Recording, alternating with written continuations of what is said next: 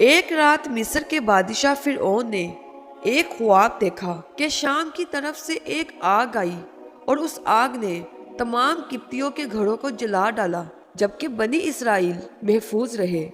دہشت کے عالم میں بیدار ہونے کے بعد فرعون نے تمام کاہنوں اور نجومیوں کو جمع کر کے اپنا خواب بیان کیا۔ نجومیوں نے اسے بتایا کہ بنی اسرائیل میں ایک بچہ پیدا ہوگا جو فرعون کی بادشاہت کو ختم کرے گا۔ حضرت موسیٰ علیہ السلام کی پیدائش سے پہلے مصر کی سرزمین پر فرعون کا غلبہ تھا۔ وہ خدائی کا دعوے دار اور بڑا ظالم اور جابر بادشاہ تھا۔ اس نے بنی اسرائیل کو اپنا غلام بنا کر رکھا ہوا تھا۔ اس کا کفر اور تکبر انتہا کو پہنچ چکا تھا۔ جب بنی اسرائیل نے، جو حضرت یعقوب علیہ السلام کے ماننے والے تھے، فرعون کو سجدہ کرنے اور اس کو اپنا رب ماننے سے انکار کر دیا، تو اس وجہ سے بادشاہ اور اس کے حواری ان لوگوں پر ظلم و ستم کے پہاڑ ڈھاتے اور ان سے گھٹیا کام کرواتے۔ فرعون نے جب اپنا خواب کاہنوں اور نجومیوں کو سنایا تو انہوں نے اس کی تعبیر یہ بتائی کہ بنی اسرائیل میں ایک بچہ پیدا ہوگا اور اس کے ہاتھوں اہل مصر کی ہلاکت ہوگی۔ یہ سن کر فرعون بہت فکرمند ہو گیا اور اس نے ایک خوفناک حکم جاری کر دیا کہ بنی اسرائیل میں جو بھی لڑکا پیدا ہو اسے قتل کر دیا جائے۔ اس حکم کے مطابق فرعون کے حواری اور اس کے سپاہیوں نے ہر ممکن قدم اٹھایا تاکہ کوئی بھی نومولود لڑکا زندہ نہ بچ پائے، اور یہاں تک کہ کئی لاکھ بچے قتل ہو گئے۔ پھر ایک دن اس کے وزیروں نے آ کر اس کو بتایا کہ اگر اسی طرح بچے قتل ہوتے رہے تو ہمیں آئندہ خدمتگار ملنا مشکل ہو جائیں گے، کیونکہ برے لوگ مر رہے ہیں اور نومولود بچوں کو تم قتل کروا رہے ہو، تو آگے جا کر نظام حکومت کیسے چلے گا اور ہمارے خادم کہاں سے آئیں گے اور ہمارے کمتر اور گھٹیا کام کون کرے گا؟ اپنے وزیروں کی یہ بات سن کر فرعون نے یہ حکم جاری کیا کہ 1 سال بچے قتل کیے جائیں اور 1 سال چھوڑ دیے جائیں۔ ان دنوں حضرت موسیٰ علیہ السلام کی والدہ حمل کے ابتدائی ایام میں تھی۔ اللہ تعالیٰ نے ان کی حفاظت اس طرح فرمائی کہ حضرت موسیٰ علیہ السلام کی والدہ پر حمل کے آثار ظاہر نہیں ہوئے، اور اس طرح آپ فرعون کی چھوڑی ہوئی دائیوں کی نگاہ میں نہ آئی، اور انہوں نے اس بات کو چھپائے رکھا یہاں تک کہ پیدائش کا وقت قریب آ گیا اور بچے کی ولادت ہو گئی۔ ادھر نجومیوں نے فرعون کو اطلاع دی کہ بچہ پیدا ہو چکا ہے۔ اس اطلاع نے فرعون کو بدحواس کر دیا اور اس کے سپاہیوں نے گھر گھر تلاشی شروع کر دی۔ حضرت موسیٰ علیہ السلام کے بھائی حضرت ہارون علیہ السلام امن کے سال پیدا ہوئے تھے، جبکہ حضرت موسیٰ علیہ السلام قتل والے سال پیدا ہوئے۔ حضرت موسیٰ علیہ السلام کی والدہ کا نام یوحنس تھا اور آپ لاوی بن یعقوب کی نسل سے تھیں۔ اللہ تعالیٰ نے خواب میں یا فرشتے کے ذریعے ان کے دل میں یہ الہام ڈال دیا کہ حضرت موسیٰ علیہ السلام کو دودھ پلاؤ۔ اگر ہمسایوں کو پتہ چل جائے اور وہ فرعون کو شکایت کرے تو بے فکر ہو کر حضرت موسیٰ علیہ السلام کو دریائے نیل میں ڈال دینا اور اس کی جدائی کا غم نہ کرنا۔ ہم تمہارا بیٹا تمہاری طرف لوٹا دیں گے۔ پھر جب یہ بات پھیلنے کا خوف ہو گیا تو حضرت موسیٰ علیہ السلام کی والدہ کے دل میں یہ خیال آیا کہ ایک بند صندوق بنایا جائے اور اس بچے کو صندوق میں رکھ کر دریائے نیل میں ڈال دیا جائے۔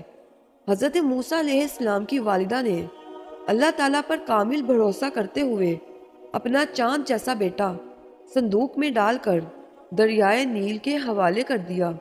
حضرت موسیٰ علیہ السلام کی ایک بہن بھی تھی۔ آپ کی والدہ نے اپنی بیٹی سے کہا کہ دریا کے ساتھ ساتھ چلتی رہنا، دیکھنا تو صحیح کہ میرا بیٹا کدھر جاتا ہے۔ حضرت موسیٰ علیہ السلام کی بہن دریائے نیل کے ساتھ ساتھ چلتی رہی، یہاں تک کہ یہ صندوق فرعون کے محل کے قریب تالاب میں پہنچ گیا۔ وہاں فرعون اور اس کی بیوی حضرت آسیہ رضی اللہ تعالی عنہ اور دیگر خادمائیں بھی موجود تھیں۔ इसी दौरान फिरौन की बीवी की नज़र संदूक पर पड़ी और उन्होंने कनीज़ों को हुक्म दिया कि संदूक को तालाब से निकाल कर लाओ। और जब संदूक खोला गया तो इसमें नूरानी चेहरे वाला हसीन और सेहतमंद बच्चा आराम से लेटा हुआ था। फिरौन की बीवी बच्चे को देखकर बहुत खुश हुई और उसकी आंखों में ममता उतर आई। इधर हज़रत मूसा अलैहिस्सलाम की बहन खौफ के मारे अपनी माँ के पास आई और कहने लगी कि माँ गज़ब हो गया, जिस जालिम से बचने के लिए हमने बच्चे को संदूक में डालकर दरिया में डाला था, वो संदूक उसी जालिम के महल में पहुंच गया है। मगर हज़रत मूसा अलैहिस्सलाम की वालिदा को अल्लाह ताला की ज़ात पर पूरा भरोसा था। दूसरी तरफ फिरौन की बीवी ने शफकत और मोहब्बत से बच्चे को अपनी गोद में ले लिया और सोचा कि इस बच्चे को बेटा बनाकर पालना चाहिए। फिरौन भी उस बच्चे को देखकर बहुत खुश हुआ, मगर फिरौन के दिल में अचानक ये ख्याल आया कि कहीं ये बच्चा बनी इसराइल का वो बच्चा ना हो जिसके बारे में नजूमियों ने बताया था। फिरौन ने कहा, कहीं ये वही लड़का तो नहीं जो मेरी सल्तनत को ख़त्म कर देगा और मुझे हलाक कर देगा।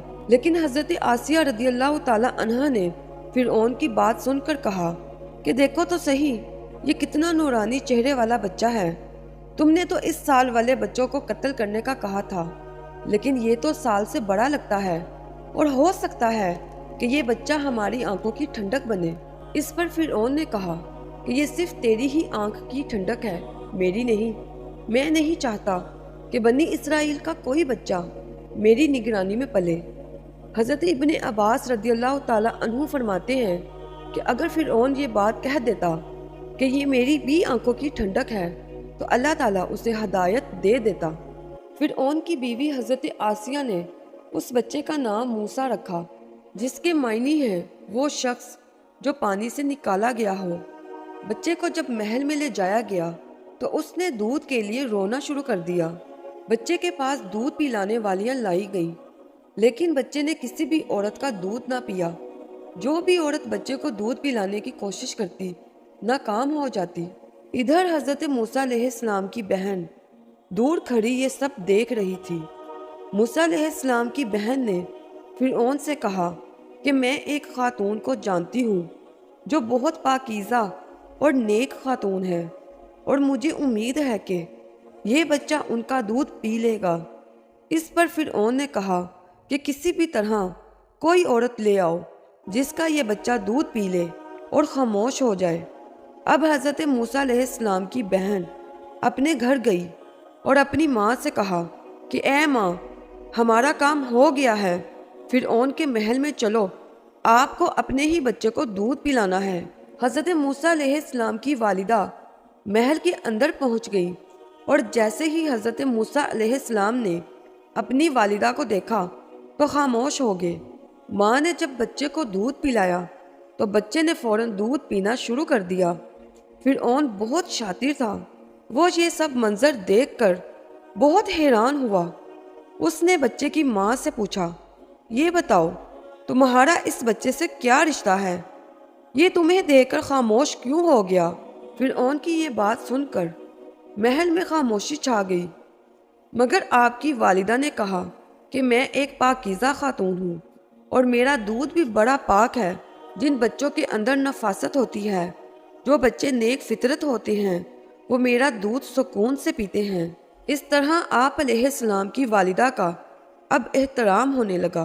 कुछ दिनों के बाद आपकी वालिदा ने फिरौन से कहा कि अगर आपकी इजाज़त हो तो मैं इस बच्चे को अपने घर ले जाया करूं, वहां इसकी मज़ीद अच्छे तरीके से परवरिश कर लिया करूंगी। फिरौन ने कहा, ठीक है, तुम इसे अपने घर ले जाया करो। तो इस तरह आपकी वालिदा आपको रोज़ाना दूध पिलाती और अपने घर भी ले जाया करती। दूध पिलाने की उजरत में आपकी वालिदा को फिरौन की तरफ से एक सोने का सिक्का दिया जाता। अल्लाह ताला की शान देखिए कि जिस जालिम से बचने के लिए आप अलैहिस्सलाम की वालिदा ने आपको संदूक में बंद करके दरिया में डाल दिया था, अल्लाह ताला ने उसी माँ की गोद में वो बच्चा वापस डाल दिया और उसी माँ को اپنے بچے کو دودھ پلانے کا موقع بھی فراہم کیا اور اسی کام کے عوض بادشاہ سے انہیں انعام بھی ملا۔ حضرت موسیٰ علیہ السلام شاہی محل میں پرورش پا کر جوان ہو گئے اور پھر اللہ تعالیٰ نے آپ کو نبوت کے منصب پر فائز کیا اور آپ نے بنی اسرائیل کو فرعون سے آزادی دلائی۔ تو امید کرتی ہوں کہ آپ کو یہ واقعہ پسند آیا ہوگا۔ تو نمازوں کی پابندی کیجیے، درود پاک کی کثرت کیجیے، کیونکہ درود پاک کا پڑھنا روز قیامت ہمارے لیے شفاعت ہوگا۔ تو میں آپ کو پھر ملوں گی ایک نئی اور دلچسپ معلوماتی ویڈیو کے ساتھ۔ تب تک جزاک اللہ خیرہ۔